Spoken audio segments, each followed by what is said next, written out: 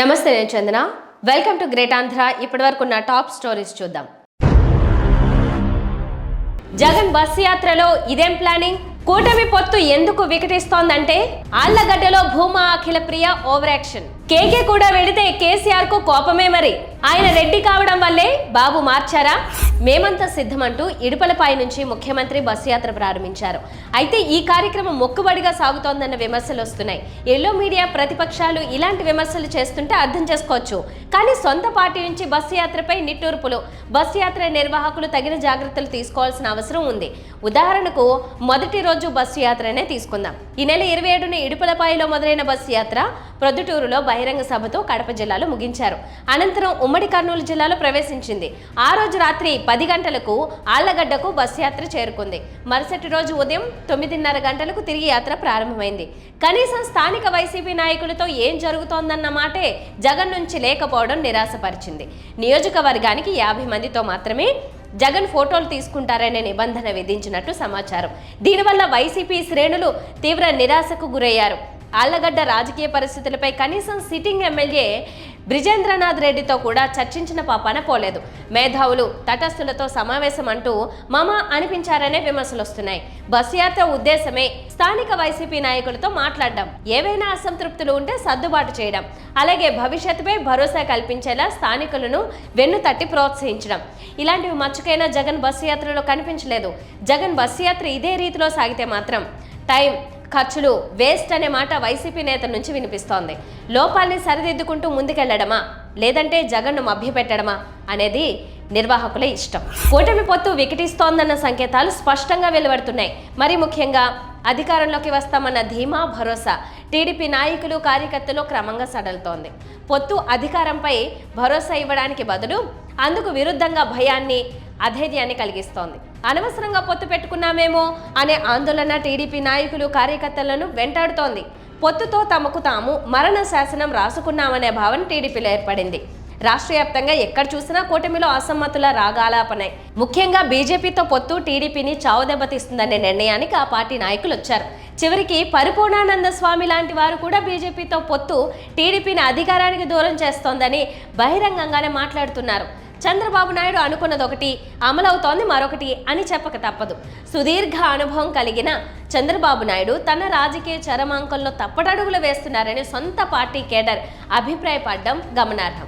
ఏపీలో రాజకీయంగా బీజేపీ బలహీనమైన పార్టీ కావచ్చు, కానీ ఆ పార్టీతో పొత్తు పెట్టుకున్నది వ్యవస్థల మద్దతు కోసమని అందరికీ తెలిసిన సంగతి. ఆ కోణంలో చూస్తే బీజేపీ బలమైన పార్టీ. ఇలా 3 బలమైన పార్టీల మధ్య పొత్తు అంటే ఒకే ఓరలో 3 కత్తులు ఇమడడం ప్రకృతి విరుద్ధం. అందుకే ఏపీలో కూటమి ఏర్పాటు జగన్కు రాజకీయంగా కలిసొస్తోందన్న వాతావరణం నెలకొంది. పొత్తులేమో టీడీపీ, బీజేపీ, జనసేన మధ్య, రాజకీయ లాభం మాత్రం వైసీపీకి అనే చర్చ నడుస్తోంది. బంగి అనంతయ్య గుర్తున్నారా? కర్నూలు మాజీ మేయర్. చిత్ర విచిత్ర వేషధారణలతో నిత్యం వార్తల్లో కనిపించేవారు. బంగి అనంతయ్యకు విపరీతమైన ప్రచార పిచ్చి. సమస్యలు, వాటి పరిష్కారాలతో సంబంధం లేకుండా ఏదో ఒకటి చేస్తూ మీడియాలో నిత్యం కనిపించేవారు. ఆయన మరిపించేలా అదే ప్రాంతానికి చెందిన మాజీ మంత్రి అఖిల ప్రియ విపరీత ధోరణితో వ్యవహరిస్తున్నారు. అఖిల ప్రియకు ప్రచార పిచ్చి పట్టిందనే అభిప్రాయం ఉంది. తాజాగా నంద్యాల జిల్లాలో ఎన్నికల ప్రచారంలో ఉన్న సీఎం జగన్ను కలిసే సాకుతో అఖిల ప్రియ ఓవర్ యాక్షన్ ఓ రేంజ్లో ఉందని విమర్శలు వెల్లువెత్తుతున్నాయి. సాగునీటి విడుదల కోసం జగన్కు వినతి పత్రాన్ని ఇచ్చేందుకంటూ 2 రైతులను వెంట పెట్టుకుని వెళ్లారామె. ఆళ్లగడ్డ టీడీపీ అభ్యర్థి అయిన అఖిల ప్రియను పోలీసులు అడ్డుకున్నారు. అఖిల ప్రియతో పాటు ఆమె వెంట వచ్చిన ఒకరిద్దరిని కూడా పోలీసులు అరెస్ట్ చేశారు. దీంతో ఒక సీన్ క్రియేట్ చేసి మీడియాలో కాసేపు అఖిల ప్రియ హల్చల్ సృష్టించారు. అఖిల ప్రియ కోరుకున్నది కూడా ఇదే. వినతి పత్రం ఇచ్చేందుకు వస్తే అరెస్ట్ చేయడం ఏంటంటూ ఆమె మీడియా ఎదుట ప్రశ్నించారు. జగన్ 5 ఏళ్ల పాలనకు 2 నెలల్లో తీర్పు వెలువడనుంది. ఎన్నికల ప్రచారంలో ఉన్న సీఎం వద్దకు ప్రతిపక్ష పార్టీ అభ్యర్థిగా వెళ్లానని అనుకోవడం ఆమె అతికి నిదర్శనంగా చెప్పుకోవచ్చు. ఈమె ఓవర్ యాక్షన్తో ఆళ్లగడ్డ ప్రజానీకం తలలు పట్టుకుంటున్నారు. భారత రాష్ట్ర సమితి పార్టీలో బాగా సీనియర్ నాయకుల్లో ఒకరు, కేసీఆర్ వద్ద అపరిమితమైన గౌరవ మర్యాదలు పొందుతున్న కె కేశవరావు కూడా గులాబీ దళానికి గుడ్ బై చెప్పేశారు. కాంగ్రెస్ నుంచి తీసుకువచ్చి కేసీఆర్ నెత్తిన పెట్టుకున్న నాయకుల్లో కేకే కూడా ఉంటారు. అలాంటి కేకే కూడా పార్టీని వీడిపోతున్న సందర్భం అనేది కల్వకుంట్ల చంద్రశేఖరరావును అసహనానికి గురిచేసింది. ఆయన ఆగ్రహించారు. ఎంతమంది పార్టీ నుంచి వెళ్ళిపోతున్నా పెద్దగా స్పందించనని కేసీఆర్ కేకే వెళ్ళిపోతుండడం పట్ల అసహనం వ్యక్తం చేసినట్లుగా వార్తలు వస్తున్నాయి. కె కేశవరావు తాను భారస నుంచి నిష్క్రమిస్తున్న సందర్భాన్ని కూడా చాలా మర్యాదపూర్వకంగా పూర్తి చేయాలనుకున్నారు.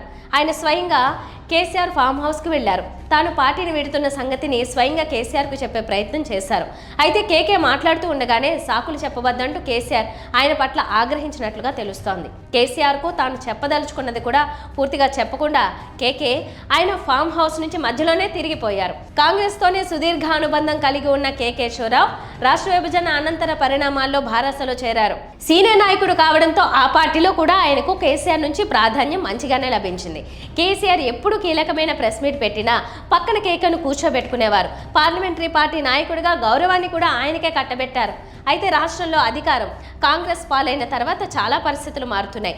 భారస నుంచి అనేక మంది నాయకులు కాంగ్రెస్ వైపు అడుగులు వేస్తున్నారు. రేవంత్ రెడ్డి ఒక్కొక్కరిపై ఆకర్షణాస్త్రాలు ప్రయోగిస్తూ తమ జట్టులో కలిపేసుకుంటున్నారు. అందులో భాగంగానే 4 రోజుల కిందట సీఎం రేవంత్ స్వయంగా కేకే ఇంటికి వెళ్లారు. ఆయనను తిరిగి కాంగ్రెస్లోకి ఆహ్వానించినట్టుగా పుకార్లు వచ్చాయి. ఆ పుకార్లను నిజం చేస్తూ కేకే గురువారం నాడు కేసీఆర్ ఫామ్ హౌస్కు వెళ్లారు. 10 ఏళ్ల పాటు పార్టీ అధికారంలో ఉన్న సమయంలో అన్నిటినీ అనుభవించి ఓడిపోయినప్పుడు అందరూ పార్టీని వీడుతున్న తీరు మీద కూడా కేసీఆర్ ఆగ్రహించినట్లుగా తెలుస్తోంది. కేకేతో పాటు హైదరాబాద్ నగర మేయర్ విజయలక్ష్మి కూడా భారసను వీడి శనివారం కాంగ్రెస్లో చేరబోతున్నారు. తూర్పుగోదావరి జిల్లా అనపర్తి కూటమి టికెట్ మార్పు తీవ్ర వివాదానికి దారితీసింది. టీడీపీ మొదటి జాబితాలో అనపర్తి టికెట్ను మాజీ ఎమ్మెల్యే నల్లమిల్లి రామకృష్ణారెడ్డికి ప్రకటించారు. దీంతో ఆయన క్షేత్రస్థాయిలో విస్తృతంగా ప్రచారం చేసుకునేందుకు ఏర్పాట్లు చేసుకున్నారు. ఈ నేపథ్యంలో పొత్తులో భాగంగా అనపర్తి సీటును బీజేపీకి కేటాయించినట్టు వార్తలొచ్చాయి. తన టికెట్ను బీజేపీకి కేటాయిస్తే ఊరుకునేది లేదని రామకృష్ణారెడ్డి స్ట్రాంగ్ వార్నింగ్ ఇచ్చారు. అయినప్పటికీ చంద్రబాబు పట్టించుకోలేదు. ఈ నేపథ్యంలో అనపర్తి నుంచి బీజేపీ అభ్యర్థి శివకృష్ణరాజు పోటీ చేస్తారని ఆ పార్టీ ప్రకటించింది. దీంతో టీడీపీ భగ్గుమంది. అనపర్తి మండలం రామవరంలోని రామకృష్ణారెడ్డి ఇంటి వద్ద తీవ్ర ఉద్రిక్త పరిస్థితులు నెలకొన్నాయి. టీడీపీ జెండాలు, కరపత్రాలు, ఫ్లెక్సీలు, ఎన్నికల సామాగ్రిని రామకృష్ణారెడ్డి అనుచరులు ధ్వంసం చేశారు. వాటిని మంటల్లో వేసి బూడిద చేశారు. అలాగే ఆ మంటల్లో సైకిల్ను వేశారు. చంద్రబాబు నాయుడు కట్టప్ప రాజకీయాలు మానుకోవాలని రామకృష్ణారెడ్డి అనుచరులు హితవు చెప్పారు.